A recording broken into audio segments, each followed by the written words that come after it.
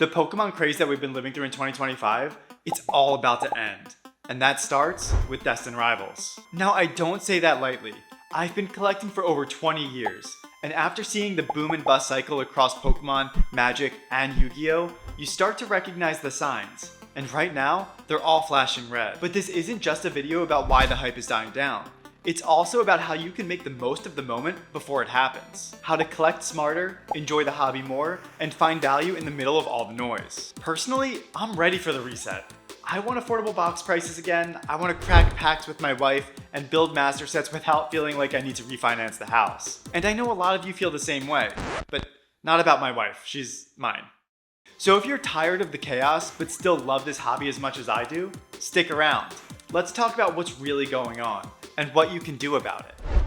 The first and most important thing to take from this video is that the reason the hype began is the same reason it will end. It's easy to look around right now and feel like everybody suddenly became a Pokemon card collector. Like this is all normal and inevitable. But this didn't just happen by accident. It was the result of a perfect storm. And it all started with Pokémon TCG Pocket. Launched in late 2024, this app changed the game. Literally. It made pack opening instant, mobile, and addictive. With just a few taps, anyone could experience the thrill of an EX pull, the beauty of an illustration rare, or the chase of a top tier hyper rare, all without even stepping foot into a card shop. And because it was free to download, it removed every barrier to entry. You didn't need to drop $200 on a booster box or dig through eBay for singles. You just needed a phone and a few minutes. And here's the thing, that experience worked. Pocket reignited the collecting itch in people who hadn't touched a Pokemon card in years. It created a new ritual for casual fans and hardcore collectors alike. And crucially, it made the transition from digital to physical feel natural. If you pulled a cool Gengar in the app, you wanted it in real life. If you built a pocket deck that you loved, you started wondering how it would look in the actual TCG. This massive wave of new and returning collectors collided head-on with one of the strongest product lineups Pokemon has ever put together. First up was Surging Sparks, a fast-paced electric set headlined by Pikachu. That alone would have been enough to stir up some hype. But the design, pull variety, and pacing of the set really made it take off. And keep in mind, it was launched right alongside Pokemon TCG Pocket, so all eyes were already on the brand. But then came Prismatic Evolutions, and all things went insane. It featured all of the evolutions, arguably the most collectible group of Pokemon outside of the Kanto starters. We'll talk more about just how wild this set was in a minute, but let's just say the rarity and limited availability was gasoline on the fire. And while all of that was ramping up, Pokemon 151 was actually still sitting on store shelves, if you can believe it. This set wasn't just a nod to nostalgia, it was a perfect entry point for returning fans.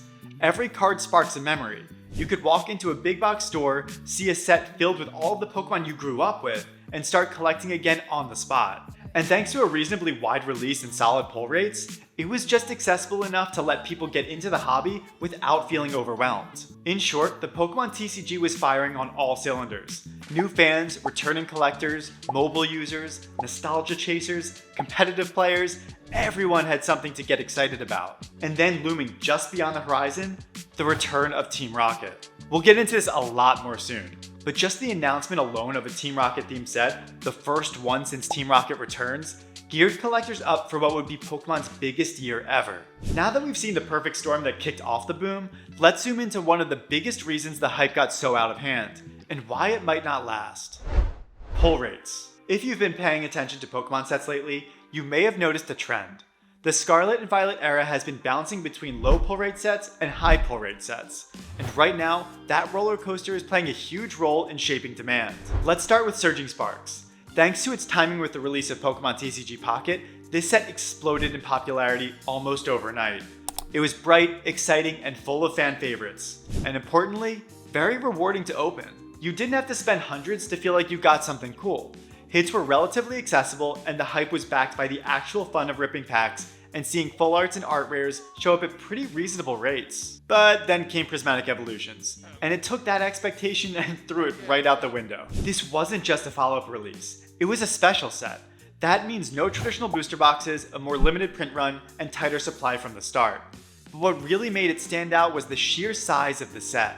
It included a whopping 32 special illustration rares, an absolutely enormous number compared to what we're used to. And for anyone that's unfamiliar, special illustration rares are the big chases of the Scarlet and Violet era, the one we're in right now. They're where the vast majority of the set's value comes from. And of those 32 special illustration rares, 9 of those were evolutions, which are some of the most beloved and sought after Pokemon in the entire TCG. But here's the twist. Because the set was so large and the SIR pool so deep, the pull rates for any specific chase card was estimated to be around 1 in every 1,400 packs. That's absurd. It meant that even dedicated collectors opening cases weren't guaranteed to pull their favorite evolutions. And that scarcity drove prices through the roof. Suddenly, Prismatic wasn't just popular. It became premium. Everyone wanted in, but hardly anyone could actually get what they wanted from the set. Demand skyrocketed, supply could not keep up, and booster packs were torn away from retail shelves. But now, thankfully, the pendulum is swinging the other way. With the release of Journey Together and Destined Rivals, Pokemon is bringing things back down to earth. These sets are much more manageable. Journey Together has just 6 special illustration rares, and Destined Rivals clocks in with 9. That's a far cry from Prismatic's overwhelming 32. And that shift means much better pull rates, lower single prices, and a much more relaxed collecting experience. In fact, you can already see the effects. Journey Together booster boxes are trending downward in price. And while people are still excited about the cards, we're not seeing the same feeding frenzy. The insane chase-driven demand that defined Prismatic is cooling off. And that's not a bad thing. But it does mean the era of hype for hype's sake is winding down.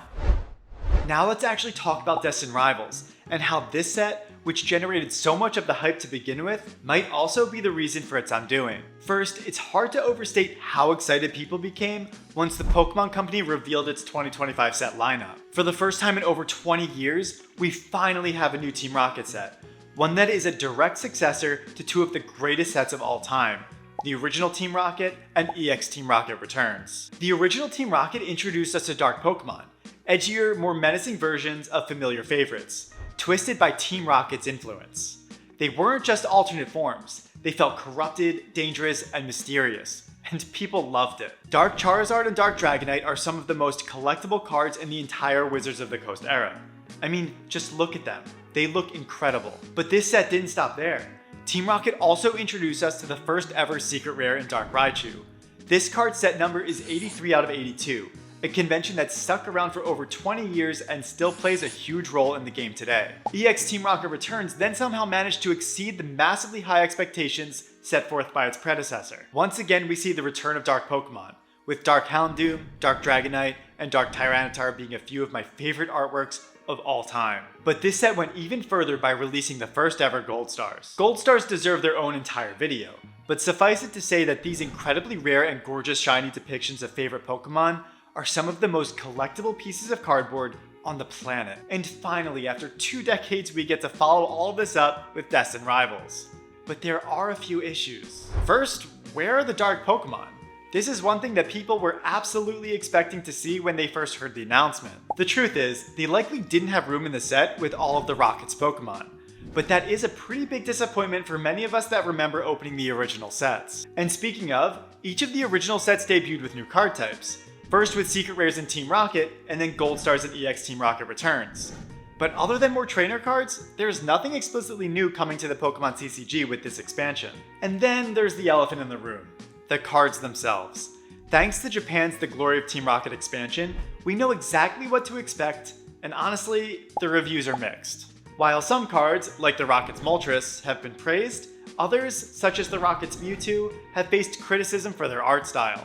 The cartoonish portrayal of Team Rocket characters hasn't resonated with all fans, leading to even more concerns about the set meeting sky-high expectations. All of this, coupled with the relatively small set size and 9 SIRs, means that this set might not sell quite as well as everyone thinks it will. And markets like this, ones that are the combined result of so many different factors, they're not invincible, and it takes less than you might think to finally show some cracks in the foundation. This is also a good time to mention that this boom is different from others in a few key ways, which gives us some hints as to how this one ultimately will shake out. Don't get me wrong, Pokemon TCG Pocket is a fantastic app.